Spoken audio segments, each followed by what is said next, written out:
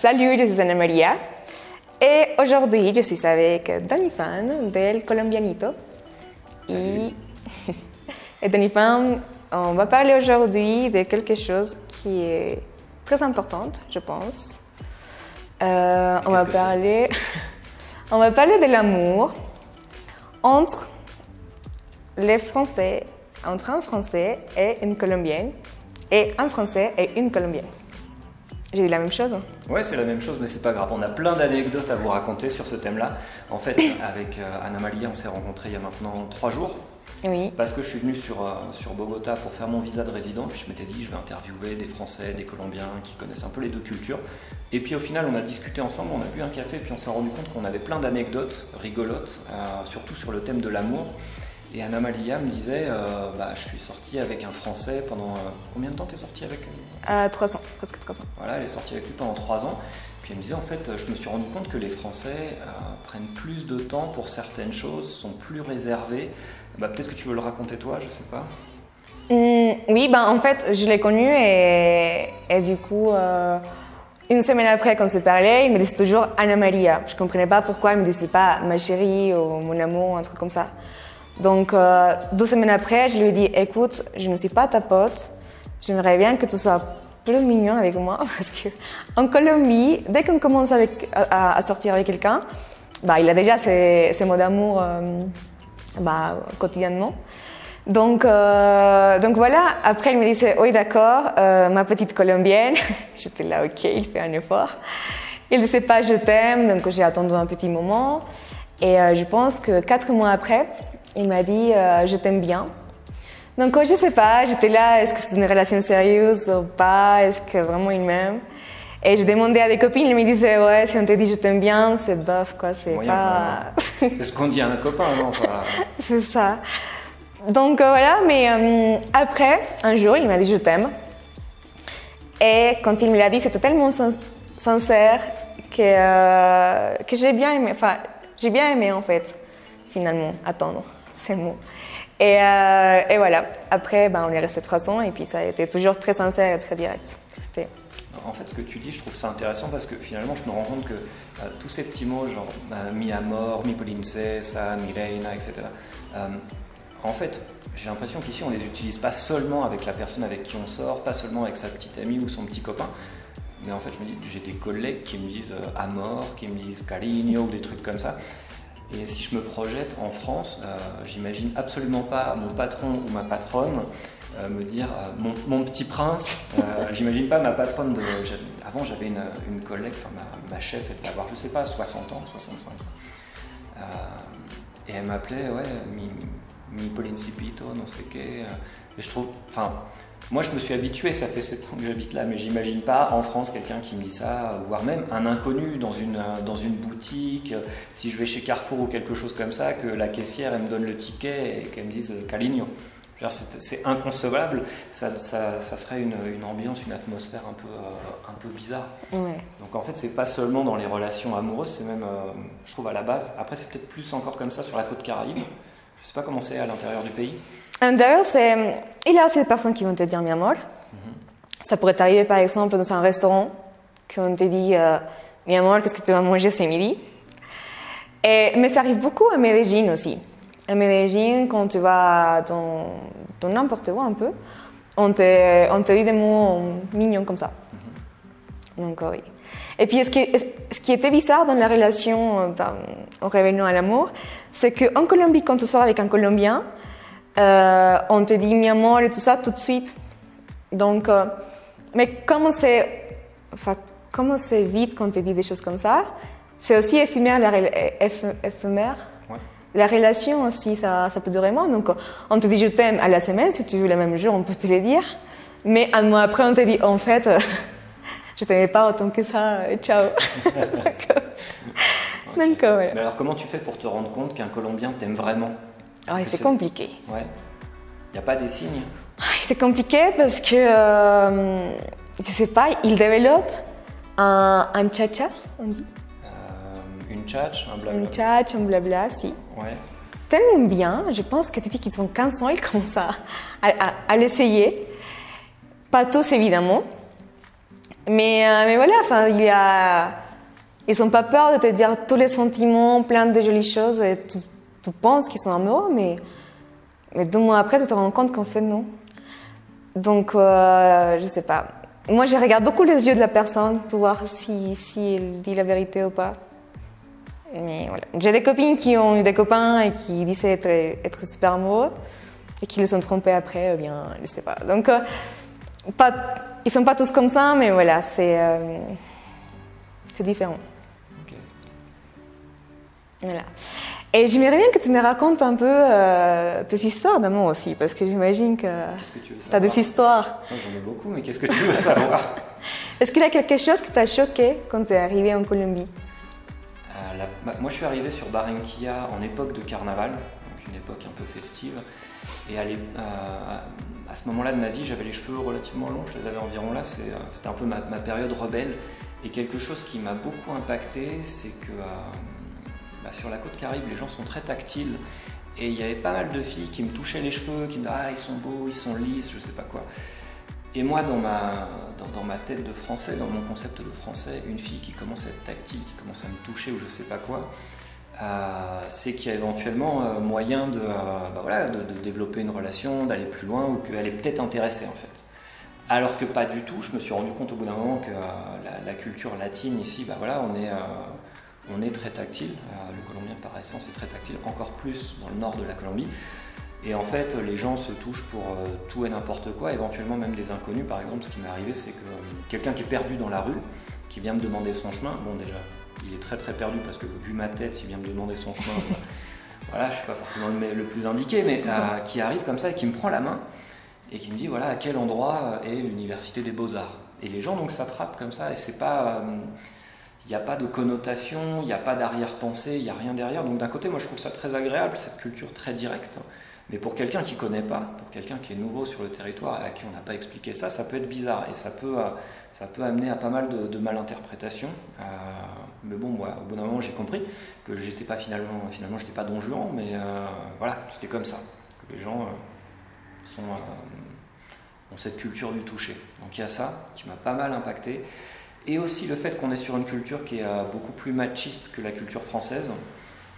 Après, je ne veux pas généraliser, mais il y a quand même beaucoup de filles qui considèrent que c'est à l'homme d'inviter, c'est à l'homme de payer. Mais il y a aussi beaucoup de garçons qui pensent que c'est leur rôle de payer, d'inviter, de régler la note au resto.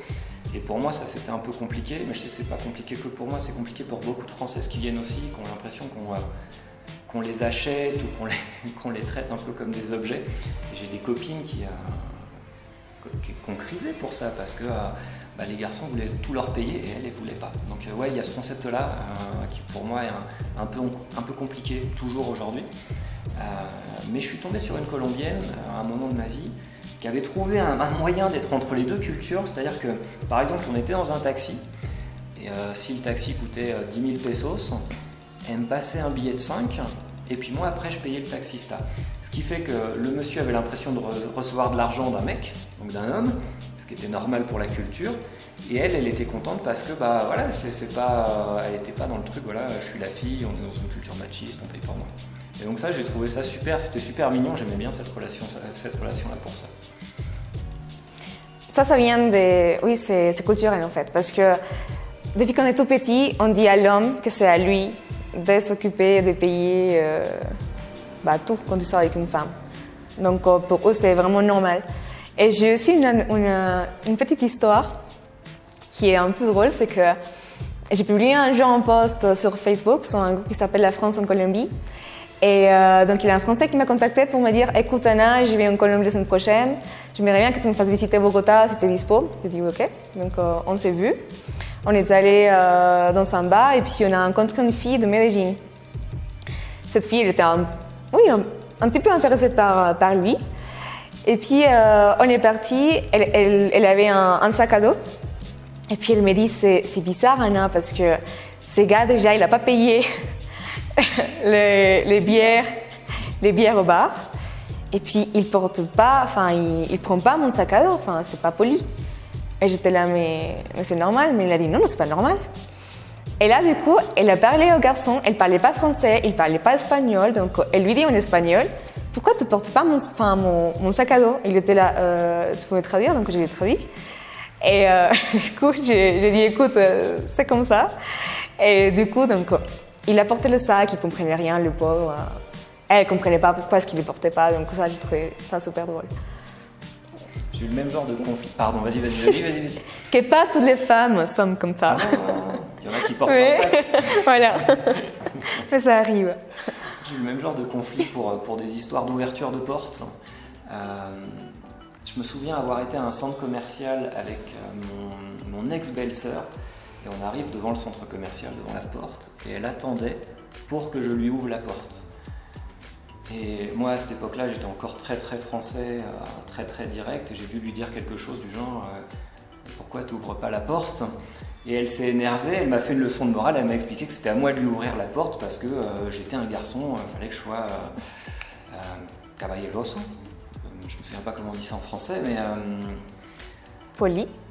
Non, ça serait plus que poli, galant. Ouais, enfin voilà, elle me dit, et puis elle était vraiment énervée, je veux dire, ses yeux étaient limite noirs, elle me dit, oui, tu dois ouvrir la porte, Et moi, j'étais complètement dans l'opposé, je lui dis, mais écoute, t'es pas ma copine, t'es pas mon épouse, t'es pas une personne âgée, je vois pas pourquoi je t'ouvrirais la porte, on a le même âge, tu peux ouvrir la porte toi-même. Et c'est pas, je me sentais pas spécialement, j'avais pas envie d'être grossier, mais il n'y a pas de raison que je ouvre la porte. Et donc voilà, on a eu ce conflit-là. Mais elle était vraiment énervée. Et moi, pareil, je campais sur mes positions, parce que pour moi, voilà, t'es pas handicapé, tu peux ouvrir ta porte. Donc maintenant, je me suis adapté à la culture. Ça, c'est quelque chose que j'aime beaucoup en Colombie. Je vois le traitement qu'on a vis-à-vis des personnes âgées, ou quand une dame descend du bus, etc., qu'on lui tend la main pour l'aider. C'est quelque chose que j'adore. Par contre, j'ai du mal avec ça. Certaines filles, donc pas toutes forcément, mais certaines qui attendent des trucs et des machins qui, moi, me paraissent... Donc, je sais que si j'ouvrais la porte aux filles en France, ou si j'avais certains comportements, elles auraient l'impression que en fait, je les traite comme des inaptes. Et j'ai une copine qui a eu ce problème-là ici. Elle est restée en échange 6 mois en Colombie. Elle était très mignonne, les yeux bleus et tout, donc tous les Colombiens étaient après elle. Et je me souviens que des fois, elle s'énervait, elle pétait des câbles parce que les mecs ne voulaient pas qu'elle descende du taxi sans eux faire le tour de la voiture pour lui ouvrir la porte. Et elle s'énervait parce qu'elle avait l'impression qu'on la traitait comme un objet. Et eux le prenaient mal parce que ça partait d'une bonne intention. Ils voulaient être gentils, ils voulaient être, j'ai encore oublié le mot, galant. Voilà. Et je trouve ça drôle comme conflit. Après, bon, je pense qu'on peut trouver un équilibre entre les deux. On n'a pas eu de problème quand on est arrivé ici, on ouvre chacun la porte et tout. Oui, non, j'ai vécu en France pendant 6 ans et puis j'étais toujours un peu assez indépendante, donc je pense que ça va, mais oui, c'est dans la culture. Il y a un truc qui est drôle aussi, c'est que parfois non, enfin, quand on dit en français, on s'imagine un homme très romantique, très spécial, nanana. Et, et c'est drôle parce qu'il a des filles qui se déçoivent. Qui sont déçues. Qui sont déçues. Parce qu'elles disent, non mais tu sais, c'est vrai qu'il est gentil et tout, mais il est un peu radin quand même. Hein. Ça, on m'avait déjà dit que les Français ont une réputation de radin. Ouais. Les gars, ils payent pas, ils payent rien, ils me font payer à moi. Moi, je rigole, mais alors c'est marrant parce qu'elles comprennent pas la façon de penser d'un Français qui a grandi comme ça en fait, qu'il paye la moitié, qu'elle paye la moitié, c'est normal. Comme une Française aussi qui pense comme ça. Et lui, il ne comprend pas non plus pourquoi est-ce qu'il devrait payer la moitié de elle. Donc ça c'est marrant, ça pourrait arriver à avoir un conflit à cause de ça. Donc ça, le truc qui est très marrant. Maintenant, je comprends et j'ai toujours payé la moitié avec mon copain, tu vois. Parfois, si j'avais pas l'argent, je lui disais, écoute, tous mes prêts, après je te paye. Mais voilà, il y a ce truc-là que parfois tu peux être très amoureuse de ton copain français, mais ce côté-là que tu te dis que c'est radin, qu'il ne va jamais changer non plus. Il ne va jamais te dire, bah tiens, je te paye tout pour que tu m'aimes. Et ça pourrait parfois bloquer un peu une relation, je pense. Mais en fait, le problème, c'est que ce garçon-là, ce Français, s'il payait tout pour sa copine française, elle le prendrait mal en tant que Française. Donc quand il se trouve avec une Colombienne et qu'il ne connaît pas encore ces concepts culturels-là, En fait, il comprend pas. C'est pas ça se trouve, c'est même pas qu'il est radin. C'est que pour lui, c'est normal. Je sais pas, c'est respectueux. Chacun paye sa part. Est-ce qu'on nous a tellement... Ouais, non, je sais pas, c'est juste une façon de penser différente. Tout à fait, oui. C'est comme le pauvre gars qui a de porter le sac à dos sans rien comprendre. Je pense que c'est ça. Qu'il faut comprendre les cultures, en fait. Qu'il ne faut pas se fermer à sa culture et qu'il faut pas juger non plus. Il faut pas poser des questions pour ne pas avoir des problèmes après, pour anticiper.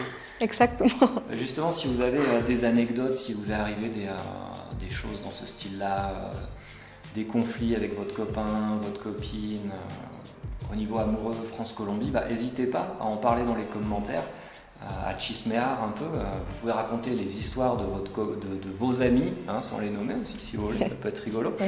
Ou vous pouvez les nommer si vous voulez. Et voilà, donc je ne sais pas si tu veux rajouter un truc. Non. Alors pour que vous sachiez, Ana Maria, elle a un business.